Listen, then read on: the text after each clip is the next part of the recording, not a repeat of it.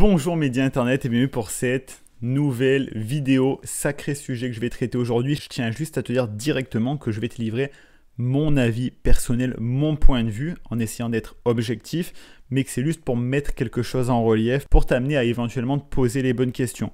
Directement, je tiens à te dire que je ne parle pas du mariage au sens légal, l'union du mariage, mais plus le côté fête, le côté commercial du mariage, c'est-à-dire le fait de louer une grosse salle, inviter énormément de personnes pour faire le repas, blablabla. Enfin, le full package, le côté commercial et pas le côté légal où tu signes le papier à la mairie et t'es marié. Donc, est-ce que le mariage est une erreur financière? C'est la question que je me suis posée. J'en discutais avec ma copine et on se disait, c'est quand même quelque chose. C'est quand même quelque chose. J'ai regardé, je me suis renseigné là tout à l'heure.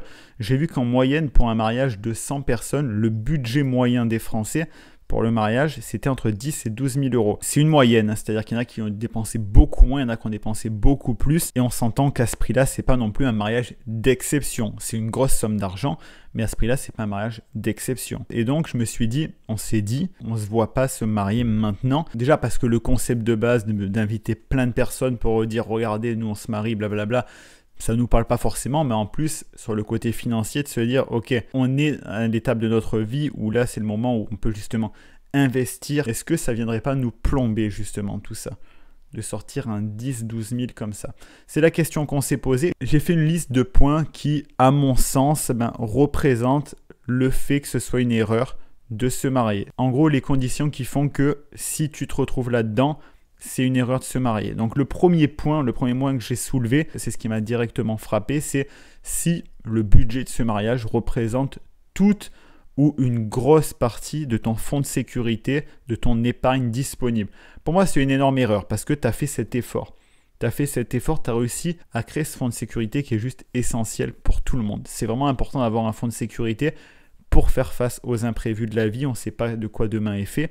Perte d'emploi, problème de quelque chose qui casse, on ne sait jamais. Et donc, tu as réussi à créer ce fonds de sécurité qui peut t'amener de la sérénité pendant des années, te permettre de vivre plus confortablement. Et toi, si ça représente tout ton coussin de sécurité, tout ton fonds de sécurité et que tu l'utilises pour te marier, pour cet événement, pour ce mariage, là, au final, tu te tires une balle dans le pied. Parce que tu sacrifies un confort que tu pourrais avoir pendant plusieurs années, éventuellement des galères beaucoup plus lourdes. Si derrière, tu perds ton travail et que tu as zéro argent de côté, au jour 1, tu es dans la galère. Au jour 1, tu ne peux pas subvenir à tes besoins. Tu ne peux plus payer ton loyer, tu ne peux plus manger. Donc pour moi, dans ce cas-là, c'est une erreur de se marier. C'est-à-dire que ça représente toute ton épargne ou une très grosse partie de ton épargne.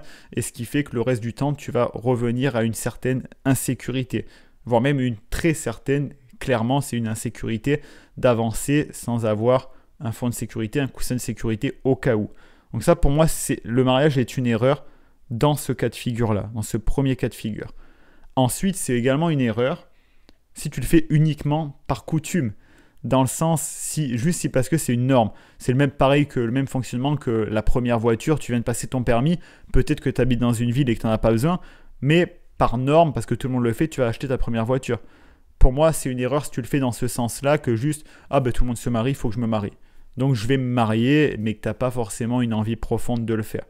Pour moi, c'est une erreur dans ce sens-là aussi parce que tu ne réponds pas à une envie que tu as, mais plus tu réponds à la norme, à ce que tout le monde attend de toi, ce que la société attend de toi, parce qu'il y a peut-être 5 personnes autour de toi qui se sont mariées, que dans toute ta famille on s'est marié, on a fait une grosse fête pour ça, il faut que tu le fasses. Pour moi, ça c'est une erreur aussi. Si tu le fais juste pour suivre une tendance et pas pour répondre à une envie à toi, c'est une erreur. Ensuite, et c'est un petit peu lié, si tu le fais pour impressionner l'entourage. Est-ce que tu as des choses à prouver? Tu le fais pour toi et ta femme ou toi et ton mari? Ou est-ce que tu le fais pour montrer à tous ceux que tu vas inviter, regardez, on est bien, on se marie, on va faire une super cérémonie, la plus belle que vous ayez jamais vue. Et là, tu rentres dans une certaine guerre d'ego de tu veux montrer. Si tu le fais dans ce cas-là, pour moi aussi, c'est une erreur parce que tu vas faire cette dépense juste pour impressionner les autres. Au final, c'est la même démarche que devoir s'acheter une Rolex pour montrer qu'on a réussi sa vie. C'est-à-dire que ça va te donner l'heure pareil, mais c'est juste pour montrer que tu as ça. Et là, ça serait éventuellement pour montrer à tes invités, regardez, que ce soit à ta famille, à tes amis, regardez, j'ai réussi, là je me marie, je fais un gros et beau mariage. Si tu le fais pour ça, pour moi, c'est également une erreur. Parce que tu ne réponds pas à une envie personnelle, mais tu le fais pour essayer d'envoyer un signal au monde extérieur, aux gens de ton entourage, amis, famille. Pour moi, ça, c'est pas la meilleure façon d'agir. Et dernier point, pour moi, c'est aussi une erreur si tu as vraiment un rêve qui est atteignable pour cette même somme. Pour cette somme, pour 10-12 000 euros, tu rêves de faire un tour du monde. Pourquoi du coup, juste pour répondre à la coutume, répondre à la norme, tu vas préférer te marier plutôt que faire quelque chose que tu as envie de faire depuis petite, faire un tour du monde? Parce qu'avec cette somme, c'est clairement ce que tu peux faire. Tu peux voyager si tu veux pendant 1 an, voire plus, suivant comment tu gères ton argent, à travers la planète. Tu peux voir des choses incroyables, tu peux avoir des souvenirs à vie. Et au final, d'ailleurs, je reviendrai sur ce point-là, que souvent on dit le mariage c'est le plus beau jour de ma vie, mais c'est également à mettre en relief. Est-ce que c'est parce que c'est le jour où tu as mis le plus de budget pour avoir quelque chose d'extraordinaire, ou c'est le mariage en soi qui est le plus beau jour de ta vie? Souvent, il y a justement cette question de se dire, ok, mais si j'avais mis la même somme pour faire autre chose que le mariage, là, ça aurait été en l'occurrence le tour du monde, le plus beau moment de ta vie. Là, ça n'aurait pas été le plus beau jour de ta vie, ça aurait été la plus belle période de ta vie. Donc, je fais juste cette vidéo pour mettre en relief justement ça, ce côté où c'est vrai que quand tu entends parler de mariage, ok, ça va me coûter 20 000, 30 000, on est d'accord que c'est des sommes. Et pour presque n'importe qui, c'est de l'argent.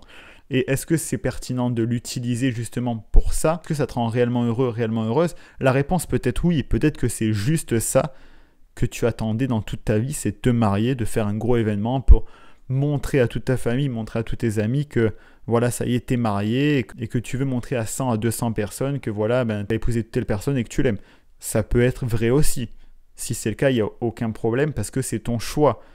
Si tu peux te le permettre aussi, c'est ok. Par contre, à mon sens, c'est une erreur si justement tu as des ressources limitées et qu'après tout le reste de ta vie, tu te tires une balle dans le pied, que ça devienne vraiment un poids, que tu te dis j'ai loupé beaucoup d'opportunités parce que ces 10 000, 20 000, 30 000, je les ai mis dans un mariage plutôt que dans un investissement immobilier, un investissement boursier. J'aurais pu faire un tour du monde, j'aurais pu sécuriser ma famille plus intensément. Là, j'ai rien, mais j'ai 100 photos de mariage. C'est ça aussi qu'il faut se dire et mettre en relief. Est-ce que juste tu t'es posé des questions par rapport à ça? Parce que comme je te l'ai dit, il y en a beaucoup qui le font juste parce que c'est la norme. Faut se marier. Tu arrives à un certain âge, tu as la pression de la société, tu te dis bon, c'est bon, j'ai acheté mon appartement, ça fait X temps que je suis avec telle personne. C'est la seconde étape sur la checklist de la vie, c'est maintenant le mariage. Et juste après, il y aura le chien et les 2 semaines de vacances par an en famille. Ça peut être ta réalité, ça peut être ce que tu veux.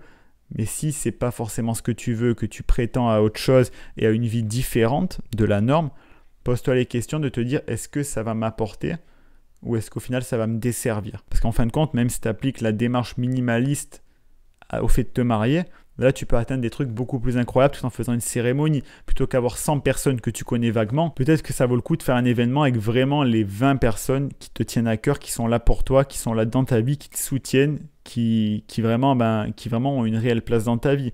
Donc ça, c'est juste une mise en relief que j'ai fait à travers cette vidéo. J'ai vu qu'il n'y avait pas d'autre contenu par rapport à ça justement, et donc je tenais à le faire parce que c'est une question réelle que je me suis posée il y a quelques jours, et je suis vraiment surpris d'avoir ton retour dans les commentaires de toi, comment tu vois la chose. Est-ce que pour toi c'est une erreur financière de se marier, de faire cette grosse cérémonie qui coûte pas mal d'argent, ou est-ce que non, c'est hyper important pour toi et tu le sacrifierais pour rien au monde? Dis-moi tout dans les commentaires parce que ça m'intéresse énormément. En attendant, on arrive à la fin de cette vidéo. J'espère qu'elle t'aura amené un autre point de vue sur le sujet.